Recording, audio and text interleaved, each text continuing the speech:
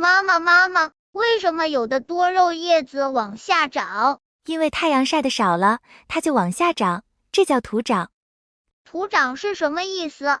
徒长就是要么长得又高又细，要么叶子往下长，像女生穿裙子一样。多肉又不是女生，还能穿裙子，好有意思。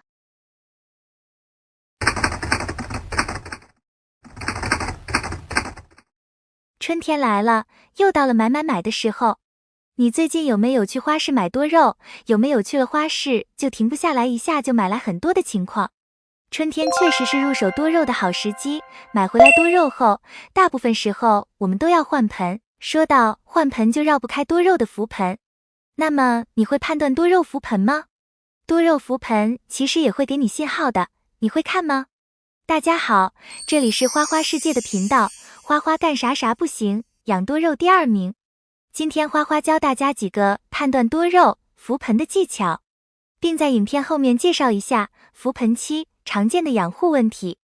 那么抓财的小手拿出来，准备记录吧。1. 判断多肉是否度过缓苗期。缓苗期其实就是我们常说的浮盆期。多肉植物重新脱土、休根、上盆后，它需要一段时间来适应新环境的气候、温度、盆土以及生长新根来融入这个环境，并从这个环境中吸取养分。这段适应期就是多肉植物的浮盆期。浮盆期结束的判断一般有4个方法。第一个方法是看底层叶片。多肉植物休根晾根以后，它的叶片都会出现发软，底部的叶片会逐渐的发黄、干掉等，这些都是正常的情况。因为晾根以后，叶片没有水分养分的供应，多肉靠消耗外围老叶子上储存的养分来维持正常的生长，所以经叶疲软，外围老叶会逐渐萎缩脱落。如果发现它的底部的叶片逐渐的干掉，其他的叶片逐渐的恢复饱满了，这个时候就证明它的根系已经长开了，而且逐渐的开始恢复了，就可以正常的浇水施肥了，也就是说它已经缓苗成功了。再一种方法就是晾根以后，叶片没有出现大面积发软的情况，还是比较饱满的，栽种上几天后，可以看一下多肉的中间斜心部位，也就是整个植株叶片中间的生长点，中间的生长点明显的开始生长了，就证明已经缓苗成功了。而且中间的生长点的颜色也会是明显的嫩绿色，比其他叶片的颜色要浅，这种情况也说明根系已经出来，接下来就可以正常养护了。最后一种方法就是看根系抓土力。其实这种方法对于一些新手来说不是最直观的，需要一定的感觉。当多肉植物种下的时候是不抓土的，当重新发根并且根系扎根后，根系和土壤是连在一起的。这种感觉需要你轻轻用手提一下多肉，你感觉它有了对抗的力量，就说明它的根系抓土、浮盆了。除此之外，如果多肉整体有一点点徒长的迹象，比如叶片往下，或者根茎长高等，这些也是浮盆的标志。因为大部分浮盆期多肉都放在阴凉或者散光处，所以多肉出根后生长的话，因为缺少光照，自然就有一点点徒长迹象。以上就是介绍的判断多肉浮盆的技巧，不要总去拔多肉看看有没有白根了。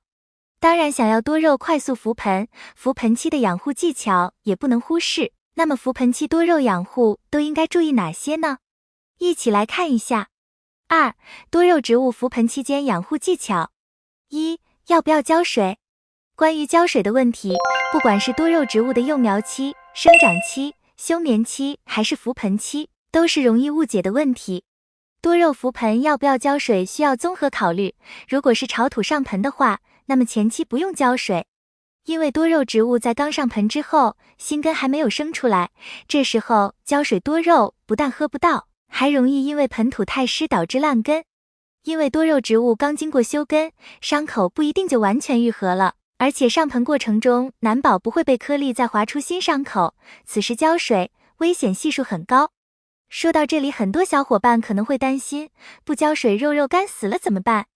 别怕，肉在浮盆期间会消耗自己的叶片来维持生长及发根，完全不用担心。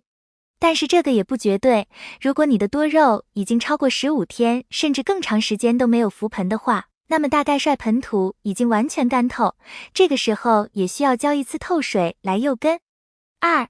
要不要晒太阳？多肉植物在浮盆的期间要避免阳光直射，最理想的环境应该是通风，而且见天不见日，比如类似葡萄架下面的环境是最好的。多肉植物在浮盆的期间本来就是在靠消耗自身来维持生命，如果光照太强的话，会加大肉的消耗。可能有小伙伴会问，不见太阳，那涂了怎么办？多肉植物在浮盆的期间可能会反绿，也会略微涂一点，但是不要担心，它不会涂得没法看。浮盆期过后，正常养护很快就变正常了。而且多肉植物显出土长迹象的时候，也恰恰正是浮盆成功的表现。3. 要不要施肥？其实有了关于浮盆期浇水的问题，这个问题的答案也就显而易见了。水都不能浇，还能施肥？更何况多肉植物本身就不是十分喜肥的植物，不能施肥的道理和不能浇水的道理一样。另外，多肉浮盆要根据品种、天气情况等综合判断，有的多肉3天就浮盆，有的多肉1个月也不浮盆，所以还是要多总结自己的养护经验，这样才能保证后面浮盆快，长得好。